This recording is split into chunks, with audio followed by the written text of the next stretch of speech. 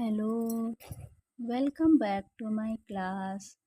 तो आज हम लोग यूनिट 3 संख्याओं के साथ खेलना, जिसे हम इंग्लिश में प्लेइंग विथ नंबर्स के नाम से जानते हैं, तो उसमें एक्सरसाइज जो 3.3 है उसको शुरू करने से पहले हम कुछ चीज़ों के बारे में जानकारी हासिल करेंगे। जैसे कि आपको एक्सरसाइज 3.3 में आपको क्वेश्चन दिए जाएंगे कि आप ये नंबर पता लगाइए कि ये इससे विभाजित है या नहीं विभाजित है। ठीक है, तो आप तभी ये पता लगा सकते हैं जब आपको ये सारे के सारे नियम आते होंगे। तो इन सारे नियमों को आज हम लोग सीखेंगे। अगर आपको मेरी वीडियो अच्छी लगती है तो प्लीज़ मेरी वीडियो को लाइक करा करिए और सब्सक्राइब चैनल को कर लीजिए, ताकि आपको मेरे सारे जो वीडियो हैं उनकी नोटिफिकेशन मिल जाया करें। ठीक है, तो चलिए शुरू करते हैं आज की क्लास। तो सबसे पहला जो है वो 10 से विभाज्यता का नियम हम लोग देखेंगे। उसमें लिखा हुआ है कि जब संख्या कोई भी आपको नंबर दी जाए, उसमें इकाई के स्थान पर अंक में अगर 0 हो तो वो 10 से विभाजित होती है। जैसे 10, 20, 30 इन सब के इकाई के अंक में 0 है, तो ये सारी की सारी 10 से विभाजित होंगी। ठीक है, अगर यूनिट प्लेस में आपका 0 अगर आता है तो वो 10 से डिविजिबल होगा।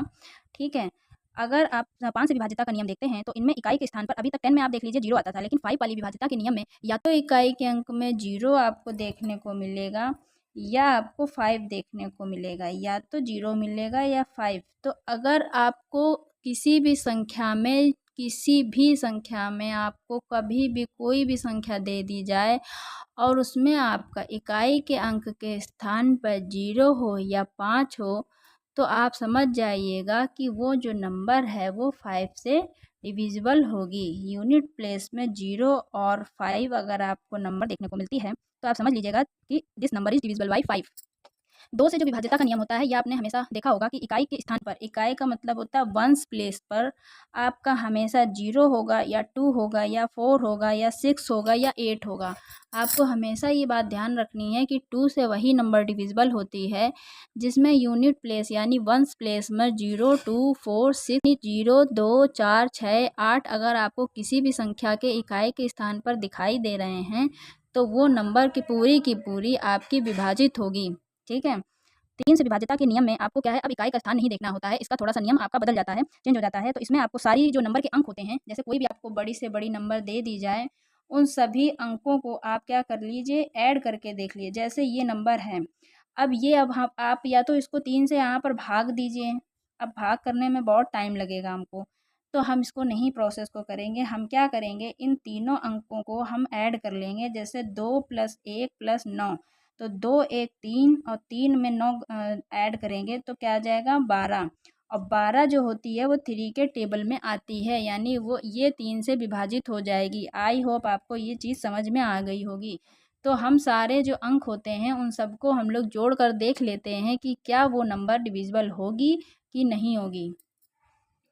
ठीक है, आगे आइए, नेक्स्ट आपको समझाते हैं 6 से विभाज्यता का नियम। 6 से विभाज्यता का नियम क्या होता है, जैसे आपको कोई संख्या दी जाए तो आपको 2 और 3 की विभाज्यता का नियम पहले से ही आपको पता है। तो अगर वो नंबर 2 से भी विभाजित है और 3 से भी विभाजित है तो वो 6 से भी विभाजित होगी। देखिए 18 जैसे कोई नंबर है, 18 2 से विभाजित क्यों है, क्योंकि इकाई के प्लेस पे यानी यूनिट प्लेस पे, वंस प्लेस पे इसके 8 है। और हमने बताया था इकाई के स्थान पे अगर 0, 2, 4, 6, 8 इनमें से कोई अगर आपको अंक दिखता है तो आप उसको क्या करेंगे, 2 से डिविजिबल कर देंगे। तो 2 से तो ये डिवाइड है। अब 3 से चेक करने के लिए हम इन दोनों अंकों को ऐड कर लेंगे। तो 1 + 8 यानी 1 + 8 करके देखेंगे तो 9 आ रहा है, और जो कि 3 के पहाड़े में या 3 के टेबल में 9 आता है, आपको सब लोगों को पता है। तो ये दोनों दोनों 2 या 3 दोनों से भी डिविजिबल होगी। ठीक है, तो ऐसे हम किसी भी नंबर के बारे में पता लगा सकते हैं। फिर 4 से विभाज्यता के नियम में इकाई और दहाई के स्थान पर जो इकाई का अंक होता है, दहाई अंक होता है, उसमें आपके या तो 2 0 हों या तो फिर वो पूरी की पूरी जो नंबर है वो 4 से विभाजित। जैसे 12 है तो 12 4 से पूरी विभाजित हो जाती है, 4 नहीं 12। 4 से पूरी की पूरी 2 अंक की डिजिट जो 2 डिजिट्स होते हैं वंस एंड टेंस प्लेस में जो लिखे हुए हैं, अगर ये आपके 4 से डिविजिबल है तो ये पूरी नंबर आपकी 4 से डिविजिबल हो जाएगी।